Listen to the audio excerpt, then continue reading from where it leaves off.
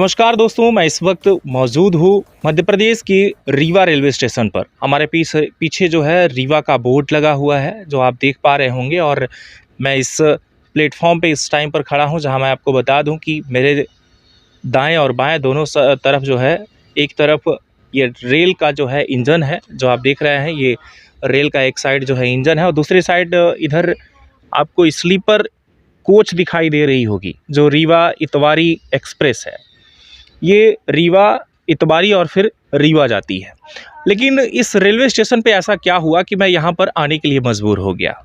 तो मैं आपको बता दूं कि ये है मध्य प्रदेश का विंध्य क्षेत्र का रीवा रेलवे स्टेशन, जहाँ पर यहाँ से आप कहीं का भी सफ़र कर सकते हैं। लेकिन यहाँ से सतना जंक्शन, कटनी जंक्शन पहुँचने के बाद रीवा रेलवे स्टेशन यहीं पर ख़त्म हो जाता है, क्योंकि यहाँ की जो पटरियां हैं वो रीवा के बाद सीधी के लिए भी निकल चुकी हैं, लेकिन अभी तक रीवा से सीधी पहुंची नहीं है।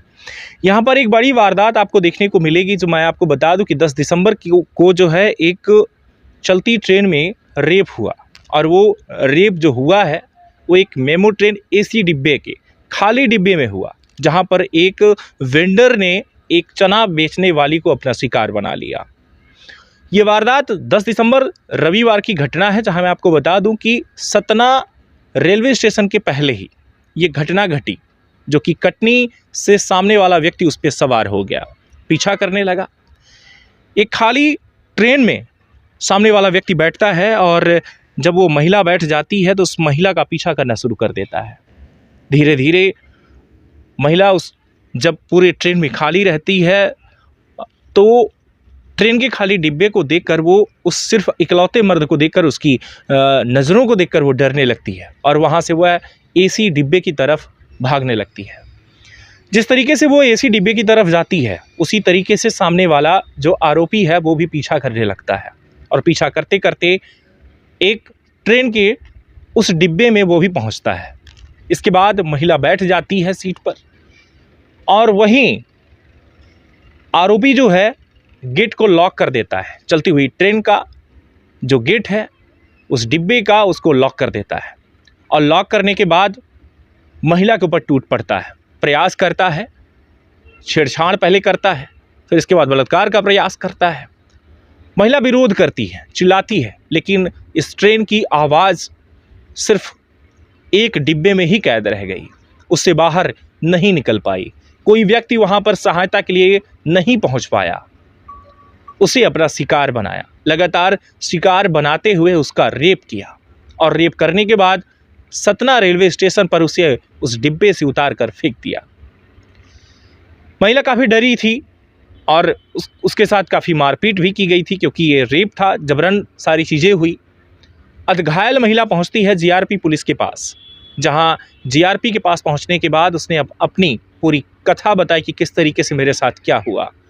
यहाँ तक कि जो आरोपी था वो अपने आप को उस डिब्बे में कैद कर चुका था।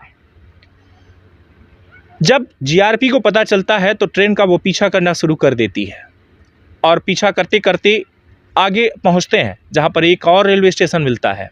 और उस रेलवे स्टेशन पर भी ट्रेन खोलने का प्रयास तो किया जाता है उस डब्बे को, लेकिन वो डिब्बा नहीं खुलता, और तब तक ट्रेन वहां से भी चल देती है। मैं आपको बता दूं कि पीछा करते करते फिर आखिरी दांव जीआरपी के लिए कहूं, वो बचा सिर्फ रीवा रेलवे स्टेशन।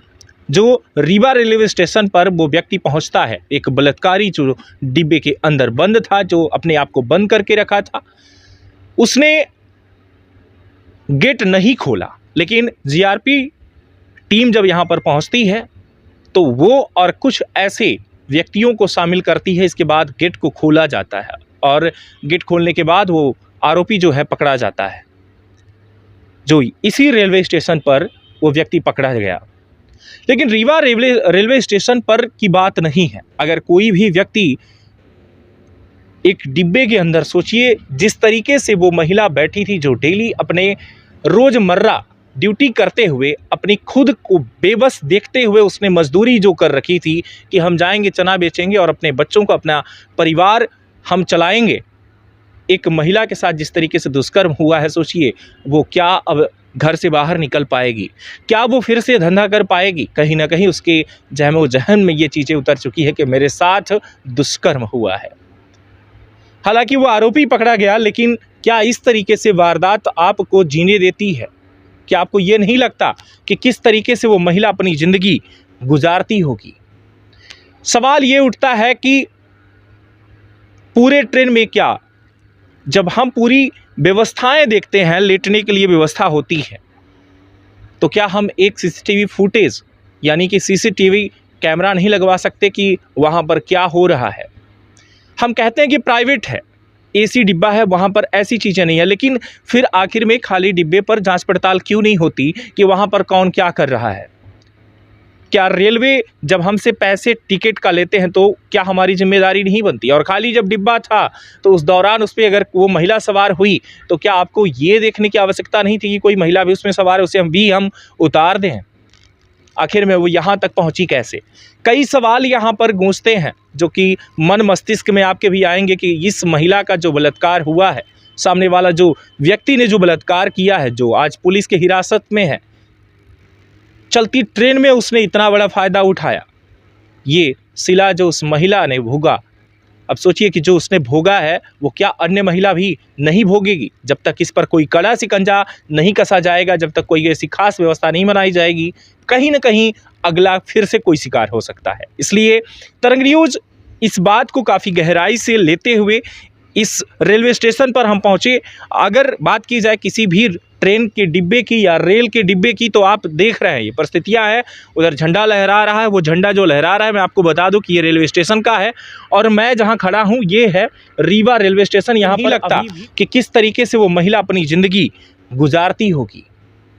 सवाल ये उठता है कि पूरे ट्रेन में क्या, जब हम पूरी व्यवस्थाएं देखते हैं, लेटने के लिए व्यवस्था होती है, तो क्या हम एक सीसीटीवी फुटेज यानी कि सीसीटीवी कैमरा नहीं लगवा सकते कि वहाँ पर क्या हो रहा है?